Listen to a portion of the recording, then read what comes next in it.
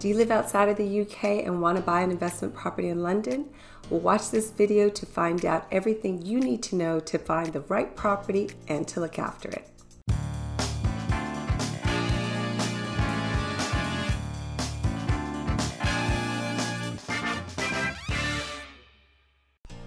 Hi everyone, I'm Ugo Arinze with Onyx Property Consultants and Keller Williams. If you are new to my YouTube channel, make sure to subscribe and hit the notification bell because I put out weekly video on moving over from London and living and investing in this fabulous city. As a London property agent, I work with countless buyers and investors to help them find the perfect home in this capital city. Having moved over from America myself, I know what it's like to be an expat looking to buy and invest in London, so I specialize in working with international clients to help them find their perfect home. In today's video, we're going to be sharing with you everything you need to know to buy the investment property in London. It's part of my Investing in London series, so make sure to check out all the other videos associated with this topic. The first thing you'll need to consider when buying a property is your budget. The average price in London is at £470,000, which equates to almost 580,000 US dollars. So we are talking about a considerable amount of money that you're going to need to look to invest in if you want to get started. Not to say you can't find cheaper properties, but to give you a framework, you're going to be talking about at least investing at least 600,000 US dollars to get started. Once you know your budget, you'll need to consider, do you have enough cash to purchase the property? If you need a mortgage in London, it's not so straightforward, so you're going to make sure you want to talk to a financial advisor to get all your choices. Some of the things you'll need to consider if you are going to get a mortgage is whether you want a fixed or variable rate mortgage. If you do a fixed rate, you'll maybe get 3-5 years, and occasionally they'll do up to 10 years. But it's not like in America where you can have 30-year fixed mortgages and you're not exposed to interest rate changes. Here, if you do lock in a rate, you're not going to have it for very long. So you want to make sure that you're budgeting and can forecast a little bit where you think interest rates are going to go, because you're going to need to be able to accommodate those changes in interest rates down the line.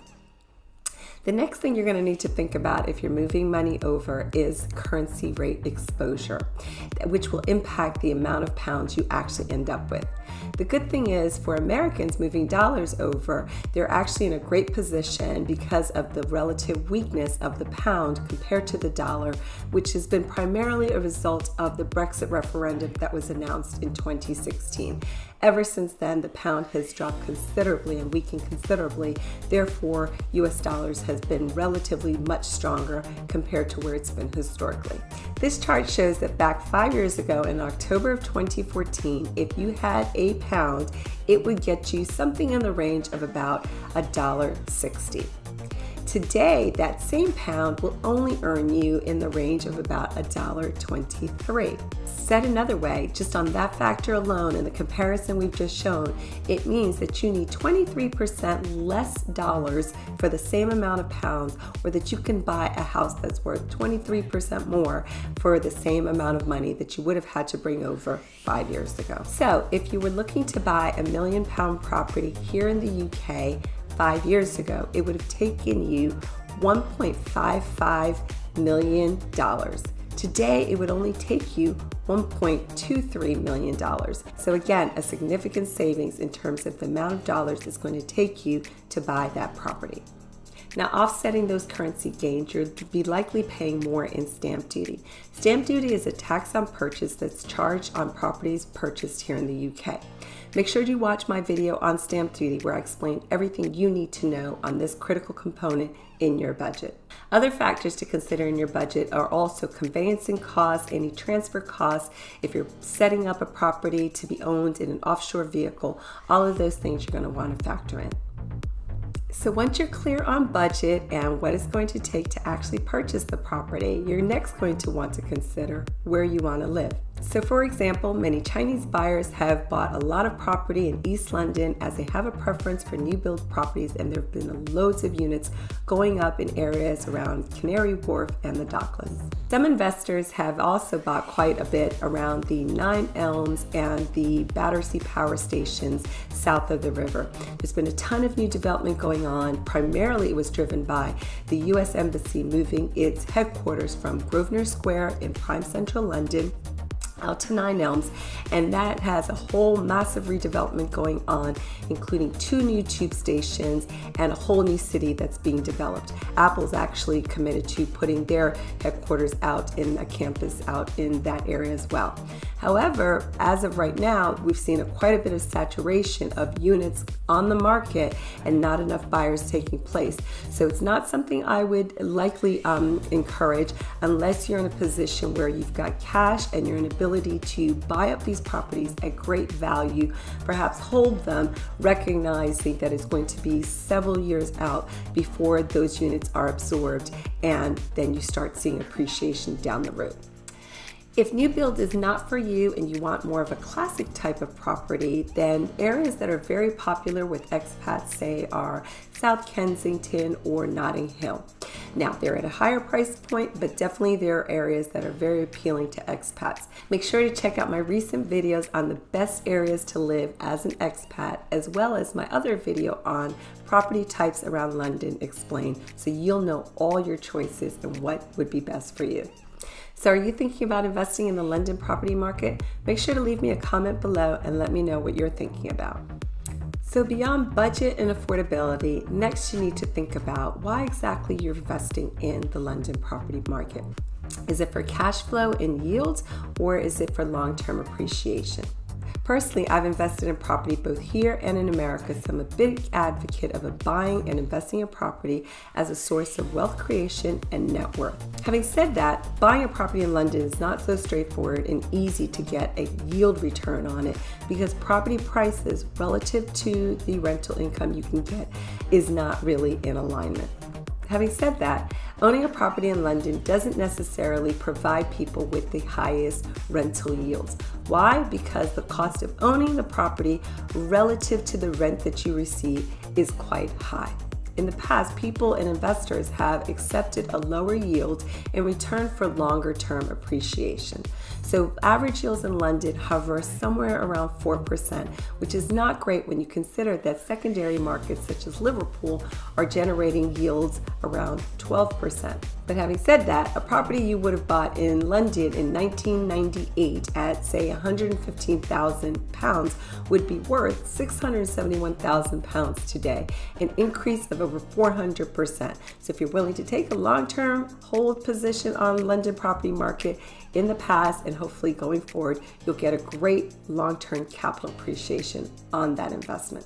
Another point to comment on about budget and cash flow is that as a non-resident landlord, you're required under the government's non-residential landlord scheme to register.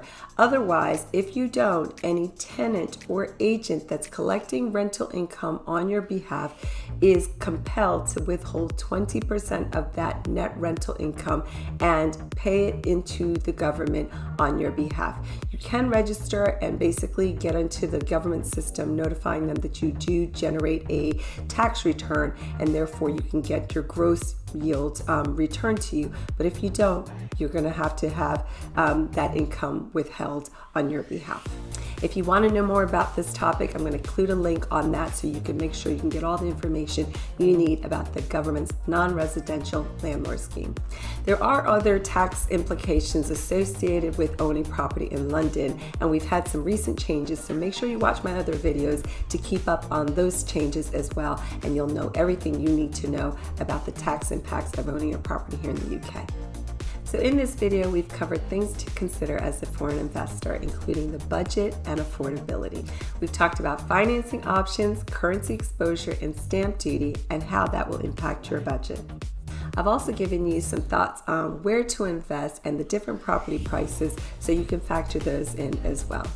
All of these things will impact your rental yield or long-term appreciation, which really is the driver to your long-term strategy and why you would want to invest.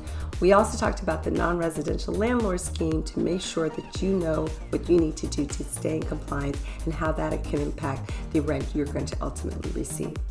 So over the last several years, we've seen lots of changes that are impacting landlords and the returns that they're getting. We've seen tax changes, we've seen Brexit, we've seen stamp duty impact. All of those things have had adverse effects on landlords and their appreciation and return. Having said that, with property prices coming down so significantly over the last several years, and especially as a foreign investor or US dollar-based investor, I believe it's still a fantastic time to own a rental property if it suits and matches to your long-term strategy. I think this is a great window of opportunity and something that we're seeing savvy buyers taking advantage of.